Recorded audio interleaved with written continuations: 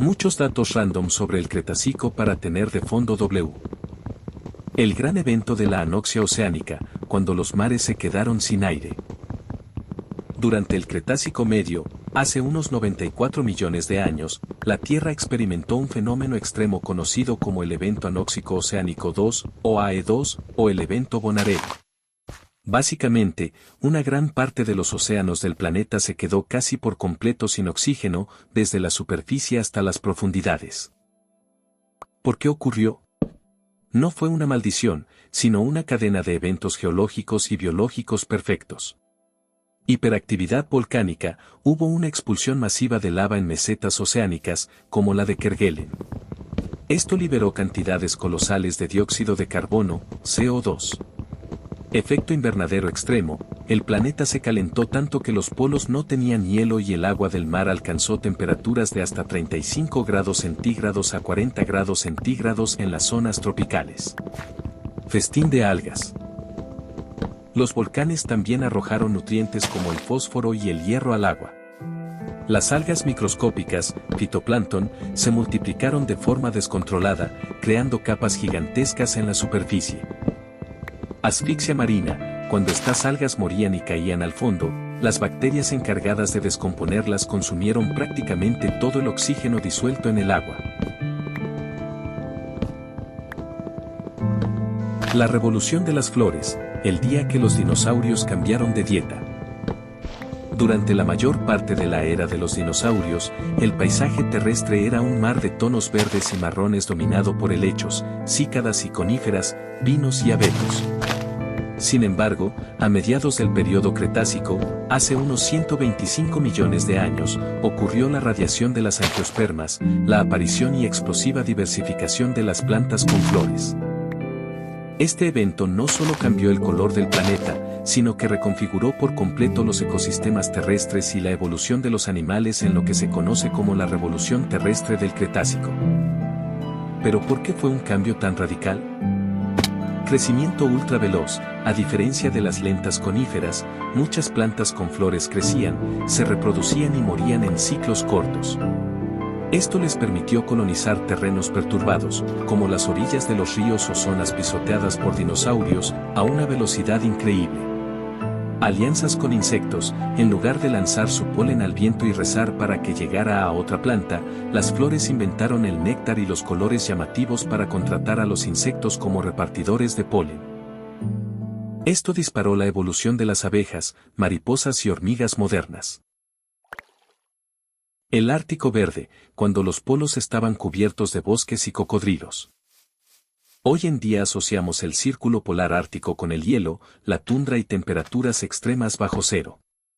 Sin embargo, durante el Cretácico tardío, hace unos 90 millones de años, el planeta experimentó un clima de superinvernadero.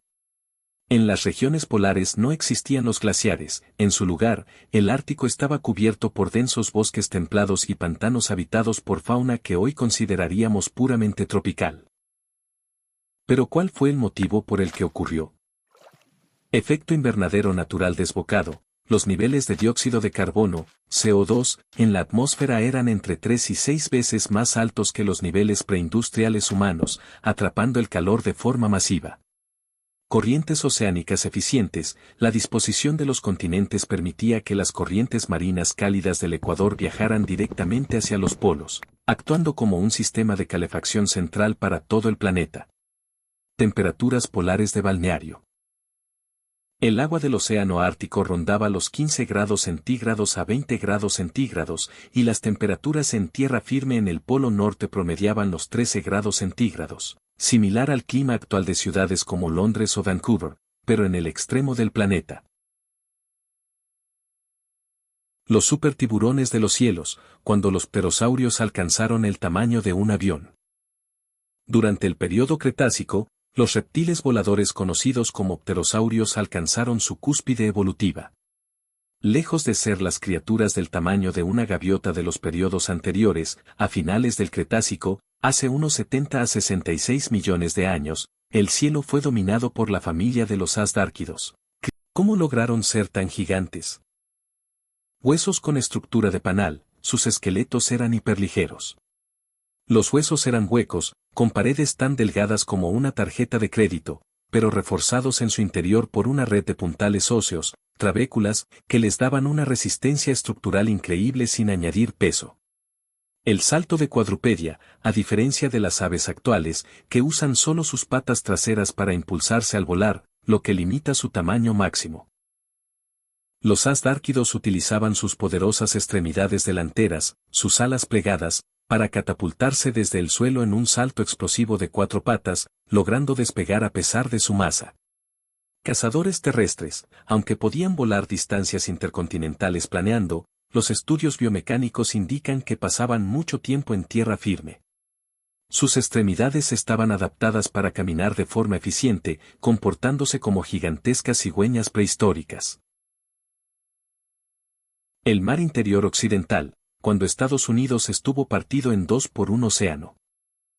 Durante el Cretácico tardío, hace unos 100 a 70 millones de años, si hubieras intentado cruzar lo que hoy es Norteamérica, te habrías topado con un océano en medio del continente. Debido al aumento masivo del nivel del mar a nivel global, se formó el mar interior occidental, Western Interior Seaway, un cuerpo de agua gigante que conectaba el océano Ártico con el Golfo de México, dividiendo el continente americano en dos masas de tierra aisladas, Laramidia al oeste y Apalaches al este. ¿Por qué ocurrió? Nivel del mar por las nubes. Debido al clima de superinvernadero, del que hablamos en datos anteriores, no había hielo en los polos. Toda esa agua estaba libre en los océanos. Tectónica de placas agresiva, el fondo del mar se estaba expandiendo rápidamente debido a una intensa actividad volcánica submarina. Las cordilleras oceánicas crecieron tanto que empujaron el agua hacia arriba, haciendo que los océanos se desbordaran e inundaran las zonas bajas de los continentes. Un mar somero pero gigante, este mar interior llegó a medir más de 3.000 kilómetros de largo y unos 1.000 kilómetros de ancho, pero era relativamente poco profundo, un promedio de entre 600 y 900 metros, lo que lo convirtió en el ecosistema marino más cálido y biológicamente activo de la historia. El escudo térmico del Triceratops, las golas óseas no eran para la guerra. Cuando pensamos en el Triceratops, uno de los dinosaurios más icónicos del final del Cretácico, hace 66 millones de años, la imagen mental inmediata es la de un tanque biológico utilizando sus 3 cuernos y su gigantesca gola ósea, el escudo de su cabeza, para proteger su cuello de las mordeduras de un Tyrannosaurus Rex. Sin embargo, el análisis del registro fósil ha revelado que la función principal de esta colosal estructura no era la defensa militar, sino la termorregulación y la comunicación social. ¿Por qué cambió la teoría? Durante décadas se asumió la hipótesis de la armadura defensiva, pero la bioingeniería y la paleohistología, el estudio microscópico de los huesos fósiles, destrozaron esa idea. Estructura vascularizada, al cortar transversalmente los huesos de la gola de un triceratops, los científicos descubrieron que estaban repletos de canales para vasos sanguíneos gigantescos. Si un T-Rex hubiera mordido esa zona en un combate, el triceratops habría muerto desangrado casi de inmediato. No era un escudo sólido, era un órgano vivo y sensible. El radiador del Cretácico. Al igual que las orejas gigantes de los elefantes modernos, la gola estaba diseñada para bombear sangre caliente hacia la superficie del hueso, que estaba cubierto de queratina. Al exponer esa gran superficie al viento del Cretácico, el dinosaurio podía enfriar su sangre rápidamente y evitar que su enorme cerebro se sobrecalentara bajo el sol. El pavor real de la prehistoria, la gola crecía de forma desproporcionada justo cuando el animal alcanzaba la madurez sexual. Esto indica que probablemente estaba cubierta de piel con colores increíblemente vivos, utilizada para intimidar a rivales de su misma especie sin necesidad de pelear o para atraer parejas. El ataque del carbón, cuando los incendios forestales del Cretácico asfixiaron el planeta. Durante el Cretácico superior, hace unos 94 a 75 millones de años, la Tierra no solo era un lugar caluroso y húmedo, sino también un polvorín literal. El registro geológico de esta época muestra una cantidad anormal y gigantesca de carbón vegetal fósil, conocido como fusaín. Esto revela que el Cretácico fue el periodo con la mayor frecuencia e intensidad de incendios forestales en toda la historia de la Tierra, transformando paisajes enteros en carbón en cuestión de horas. ¿Por qué ardía tanto el planeta? Para que ocurra un incendio se necesita combustible, calor y oxígeno. El Cretácico llevó estos tres elementos al extremo debido a una receta atmosférica única. La paradoja del oxígeno, debido a la masiva fotosíntesis de las nuevas plantas con flores y los bosques polares, los niveles de oxígeno, $2 en la atmósfera alcanzaron picos de hasta el 25% al 28%, en comparación con el 21% actual. Combustión espontánea, con tanto oxígeno en el aire, la química de la combustión cambia. En el Cretácico, la vegetación húmeda o verde ardía con la misma facilidad con la que hoy arde la madera seca. Los rayos de las tormentas tropicales iniciaban incendios monstruosos que eran casi imposibles de apagar. Resina superinflamable, los bosques todavía estaban dominados en gran parte por coníferas primitivas que producían resinas y aceites altamente inflamables.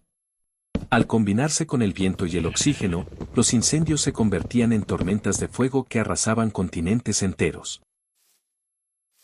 El T-Rex del océano, cuando los mosasaurios inventaron la cola de tiburón. Los mosasaurios fueron los reyes indiscutibles de los mares a finales del período Cretácico, hace unos 70 a 66 millones de años. Durante más de un siglo, los libros de ciencia y las ilustraciones los dibujaron como lagartos gigantescos parecidos a cocodrilos o iguanas que nadaban serpenteando el cuerpo de lado a lado, de forma similar a las serpientes marinas actuales. Sin embargo, un hallazgo revolucionario demostró que la evolución los transformó de formas mucho más radicales para convertirlos en los nadadores más rápidos y letales de su tiempo. ¿Por qué cambió la teoría? La cola semilunar. Los científicos descubrieron que la cola de los mosasaurios avanzados no terminaba en una punta delgada. En su lugar, el extremo de su columna vertebral se curvaba hacia abajo para sostener una aleta caudal carnosa, vertical y asimétrica, idéntica a la cola de un tiburón moderno o un pez espada. Hidrodinámica pura, esta cola les permitía dejar de nadar como reptiles terrestres, lo cual genera mucha fricción y es lento, y pasar a una natación carangiforme. Utilizaban la cola como un motor de propulsión de alta potencia, mientras el resto de su enorme cuerpo se mantenía rígido como un torpedo, minimizando la resistencia del agua.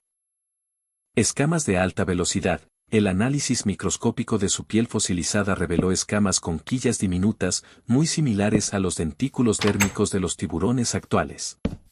Estas escamas rompían la turbulencia del agua, permitiéndoles nadar en absoluto silencio para emboscar a sus presas.